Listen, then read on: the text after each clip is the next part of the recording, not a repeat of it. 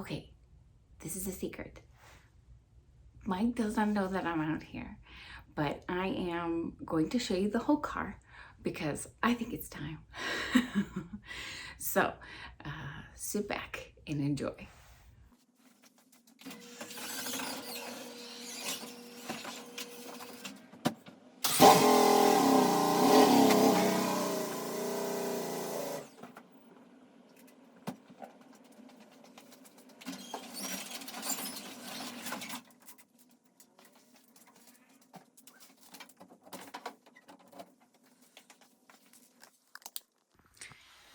Okay, so I will start with the underside and what you can see of the car right now.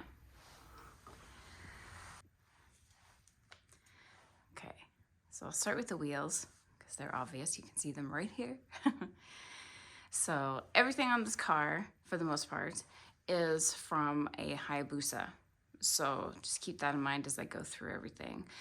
The wheels, starting here, they are 17-inch stock wheels. The rear two are rear wheels from the bike, and the front two, front wheels from the bike. But what Mike did was he added, you can see the welds here, where he added 3 inches. So he added 3 inches in the rear, on the rear wheels, and on the front wheels. So now they are a 195 and a 275. And so obviously just wider because it is a car. So the raw aluminum that you're seeing here is 032nd sheet metal, and it has a red vinyl over it. So that's how we get the color, because that's a lot easier than painting it.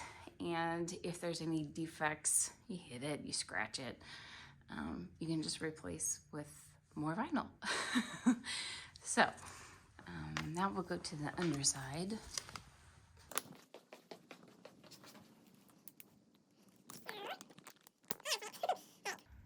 There is the radiator.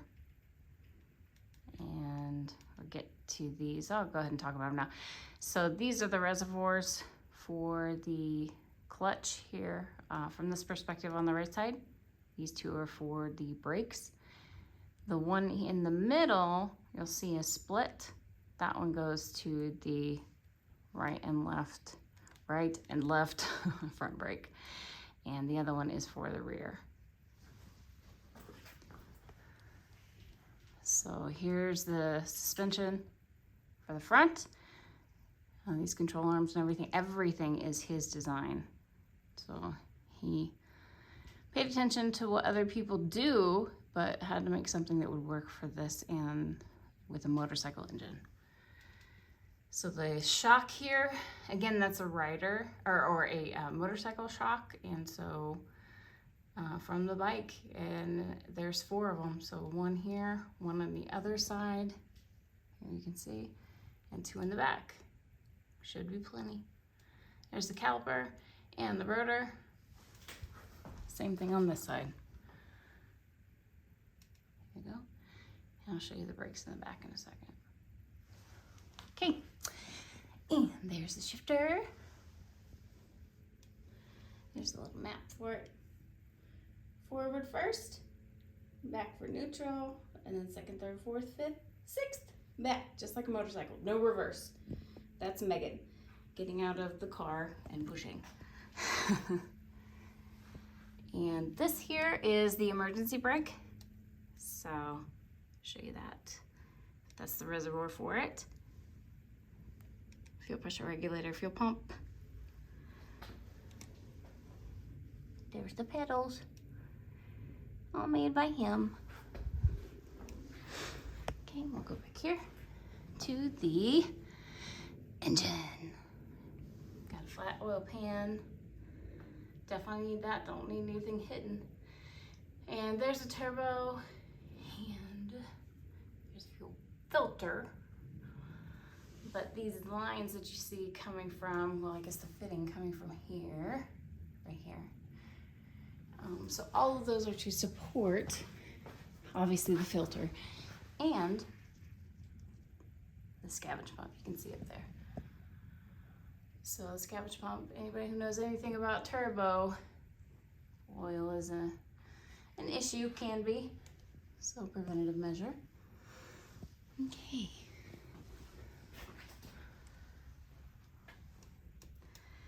This here's where the battery will go. And there's one of the calipers for the rear brake. So it's the regular rear brake. And the one here on top, hopefully you can see that. That's for the emergency brake. Bikes don't have those, so that's an addition that Mike made. I think he made it because he wants to drift it. Here's the sprocket, rear sprocket. Oh boy, front sprocket.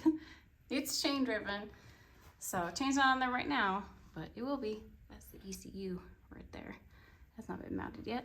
And you can see the suspension from back here. I'll show you more from the top, but I have a video that I'll show you now where you can see how they actuate.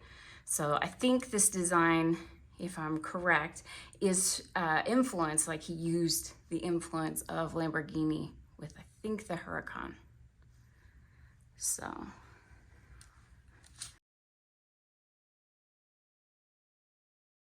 You can see all of his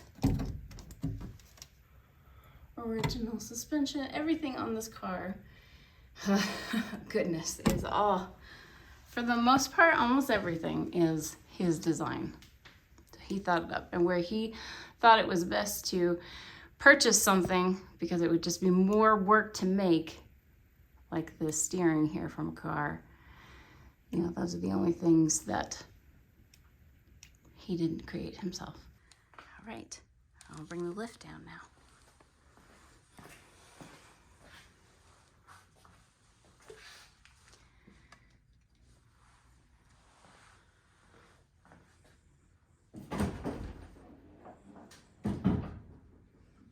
Okay, I need to do my brakes first.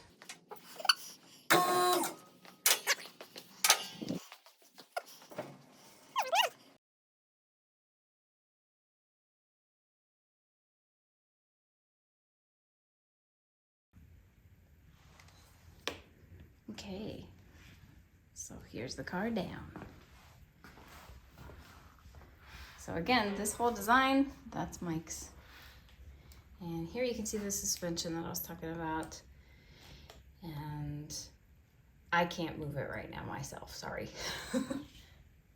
But there you can see the brake. The top part is the emergency brake. You can see the sprockets. So let me get a light in there.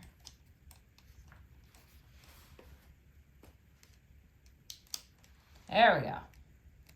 A light on the subject. 1, 2. There's that brake where the battery will go.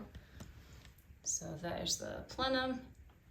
And this here is the piggyback system we'll be using. Is Dynojet Power Commander and Auto Tune. So the Auto Tune will help tune the turbo, get all those air fuel ratios correct. So, and I'll take the cover off now. Show you all the insides. Okay. Oh, cool unveil. Okay, here's the car. That over there is a sock. And that is to put on the points so that we don't dent the hatch on the car when we lift it on the Mercedes. So, okay. These are LED strips for headlights. This is the turn signal headlight again. But those are used for, or they are wired into the ECU, so existing wiring. So under here, you can see that radiator that I was talking about. And there's a fuel tank, 10.7 gallons, I believe. It's pretty long. So there's the gauge cluster from a bike and some gauges here, monitor, fuel pressure, There's a fuel pressure regulator and the fuel pump. And this is the emergency brake. That's the reservoir for it. Might need a little fluid. And top view of the shifter. But here's the controls. So these are what you find on the handlebars of a regular bike. And you got turn signal here, brights, hazard. The red is the fuel pump and how to turn it on. But it's all wired into the ECU. I guess more than anything, the wiring is just lengthened so that it can go the full range of the car. Back to the engine. Back there. Tandem seat. And obviously no top. But you've got the tube chassis protection. Steel tube chassis. So this is part of what I showed in that other video too. So he built it in sections. There was a rear section, front section, and then obviously the center cockpit section. So once he got all three of those pieces, it was like, okay, well, I'm gonna have a car next. So that's when we got the lift. And these posts weigh like 500 pounds each. So he had our little lowrider truck and it was weighed to the max, and then he and I put this up. That was interesting. So cut holes in the ceiling. Anyway, the car. So, oh, and one detail, I'll go ahead and show you this cutout here that you can see. There we go. It's gonna be the heat exchanger. That there.